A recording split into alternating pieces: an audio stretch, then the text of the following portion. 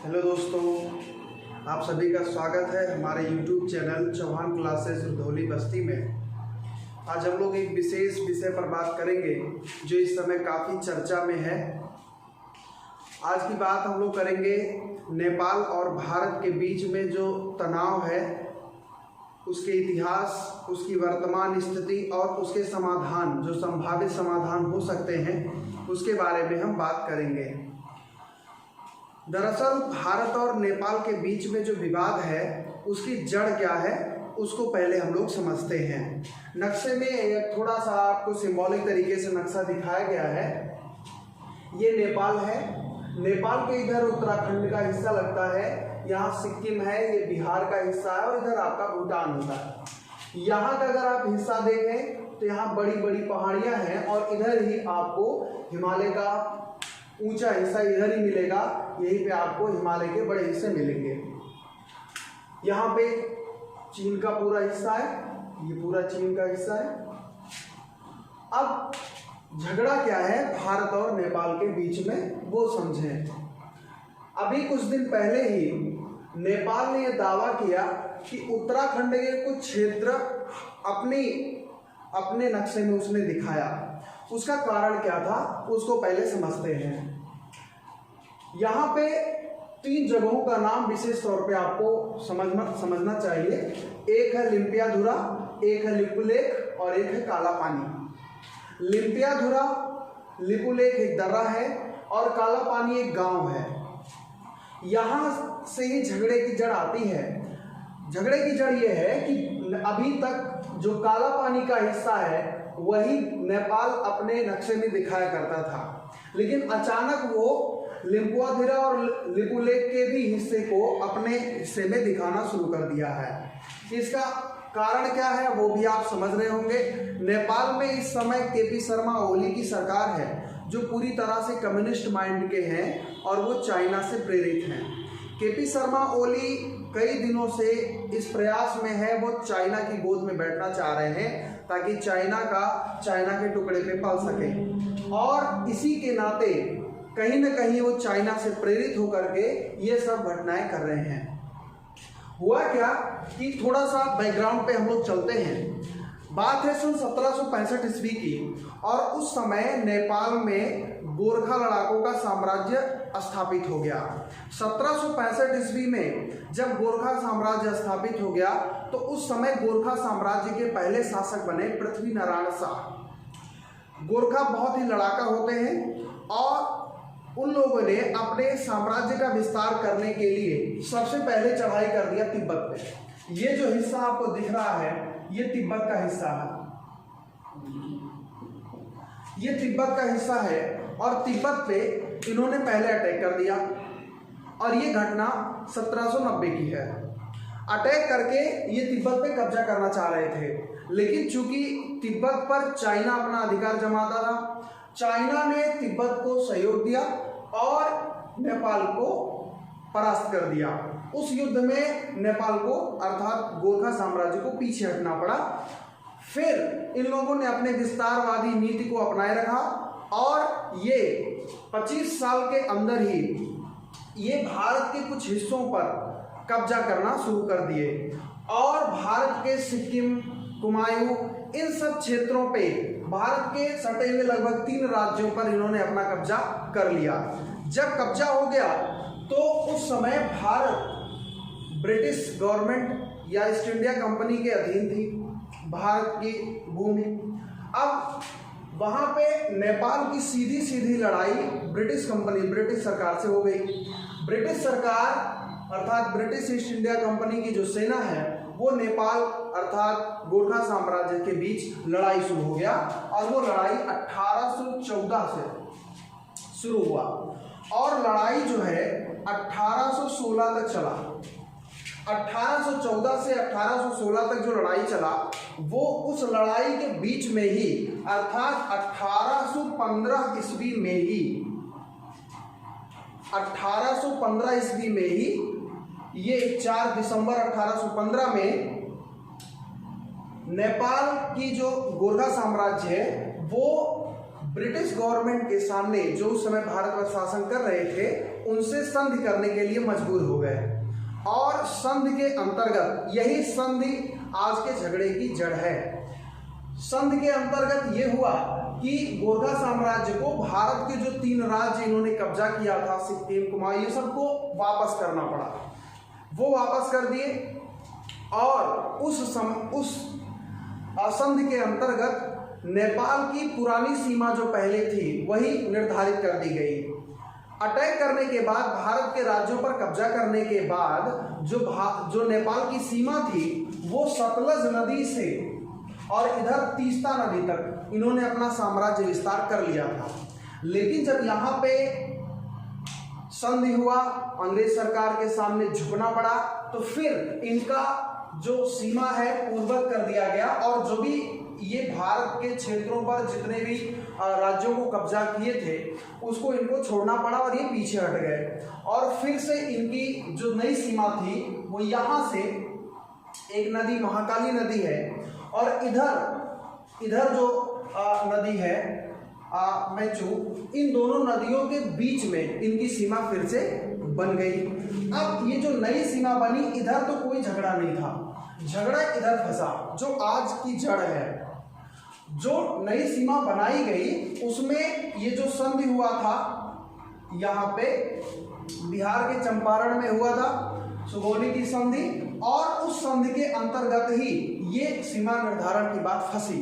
क्या कहा संधि में, क्या स्पष्ट कहा गया? संधि में ये कहा गया कि जो महाकाली नदी है उसके पश्चिम के क्षेत्र पर नेपाल का कोई अधिकार नहीं होगा। अब जब ये बात आ गई तो महाकाली नदी जो यहाँ पे है, महाकाली नदी के पश्चिम जो भी क्षेत्र था वहां नेपाल का अधिकार रह नहीं गया, तो वहां पे अधिकार हो गया भारत का। अब भारत का अधिकार हो गया और ये चीज अभी तक चलती आ रही थी। अब ये जो क्षेत्र आपको दिख रहा है, ये क्षेत्र सामरिक दृष्टि से, कूटनीतिक दृष्टि से, हर तरह से बहुत ही महत्वपूर्ण है। कारण क्या है उसको समझें। ये जो आपको क्षेत्र दिख रहा है ये कहीं ना कहीं नेपाल, उत्तराखंड के नाते, भारत और यहाँ तिब्बत, जिस पर चाइना अपना शासन दिखाता है, चाइना इस पर अपना अधिकार दिखाता है, ये तीनों क्षेत्र मिलते हुए दिखते हैं और ये अंतिम सीमाएं हैं। तो यहाँ का क्षेत्र बहुत ही महत्वपूर्ण है। दूसरे दृष्टिकोण में भी ये भारत के लिए महत्वपूर्ण है। भारत में हजारों की संख्या में जो श्रद्धालु हैं वो हर साल कैलाश मानसरोवर की यात्रा करते हैं।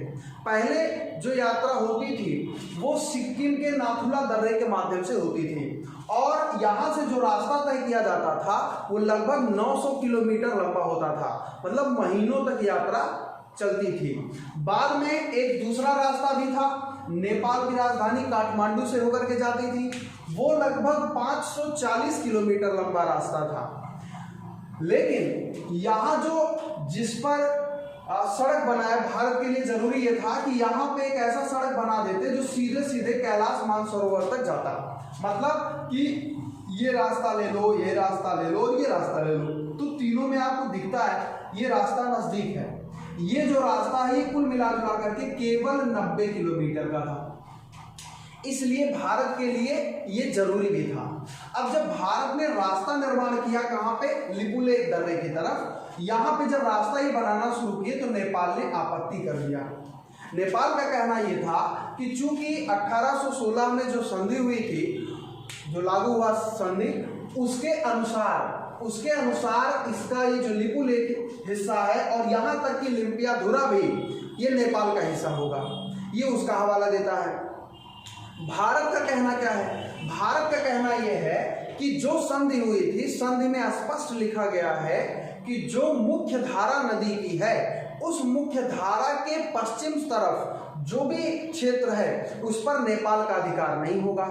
अब मुख्य धारा की बात फंसती है, मुख्य धारा की बात भी फंसती है। ये जो आपको पहली लाइन इधर से दिख रही है वो कालापानी गांव का हिस्सा है। एक धारा यहाँ से आती है इसकी, एक नदी के जो जल का स्रोत है ये यहाँ पे है लिपुलेख के पास, और एक तीसरा है लिम्पियाधुरा। ये तीनों मिलते हैं यहाँ पे काला पानी के क्षेत्र के पास। तो तीनों स्रोत अलग अलग जगह से आते हैं और एक जगह जाके मिलते हैं। तो मुख्य धारा की अगर आप बात करें तो वो काला पानी का क्षेत्र यहाँ पे है, जहाँ जिसको कहा जाता है महाकाली नदी। तो महाकाली नदी का जो स्रोत मुख्य स्रोत माना जाएगा, जहां पर ये तीनों छोटे स्रोत आकर के मिलते हैं, ये भारत का कहना है। तो मुख्य स्रोत से जो मुख्य धारा बन रही है वो काला पानी अथवा महाकाली नदी यहां से जाती है।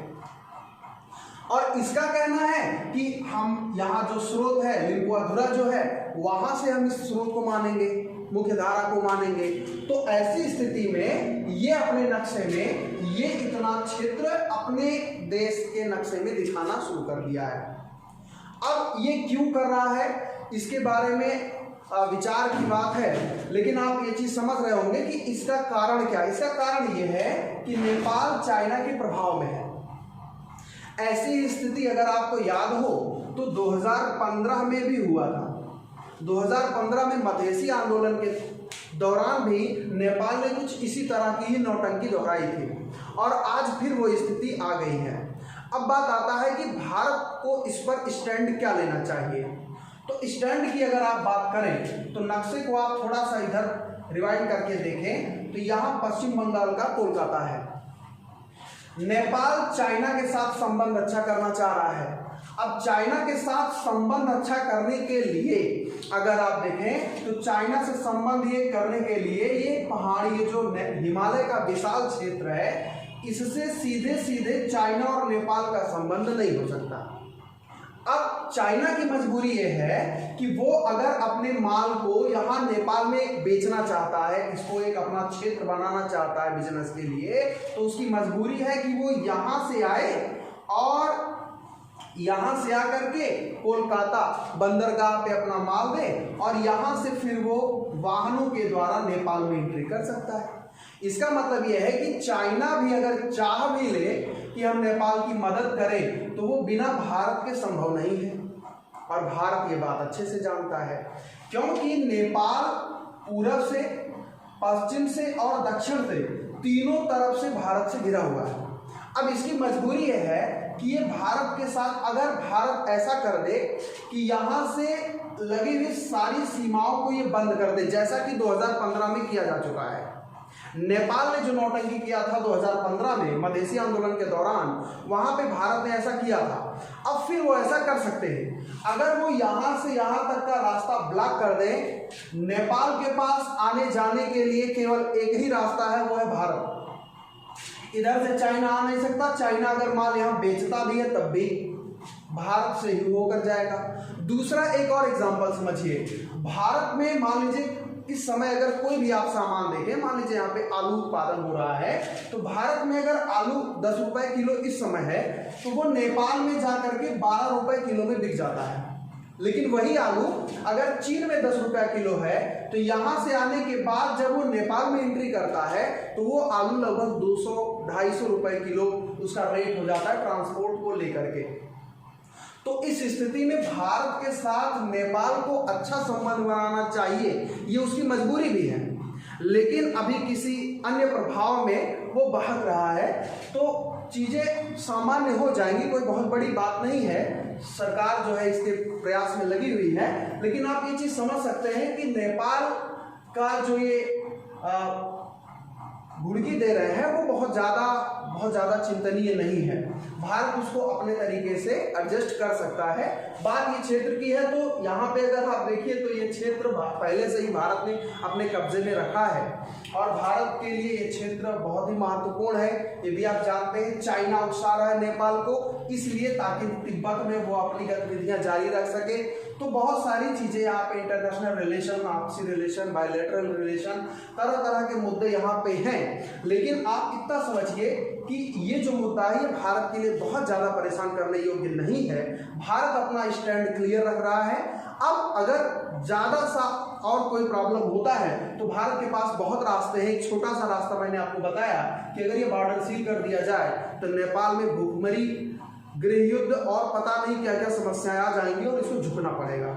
चाइना चाहकर भी इसका मदद नहीं कर सकता है। तो ये टोटल आपको नेपाल भारत का जो डिस्प्यूट इस समय चल रहा है, तनाव का जो समय है, उस पर हमने अपनी चर्चा की है। नेक्स्ट वीडियो में हम बात करेंगे कुछ और वर्तमान समस्याओं, समसामयिकी समस्याओं के बारे में। तब तक के लिए धन्यवाद।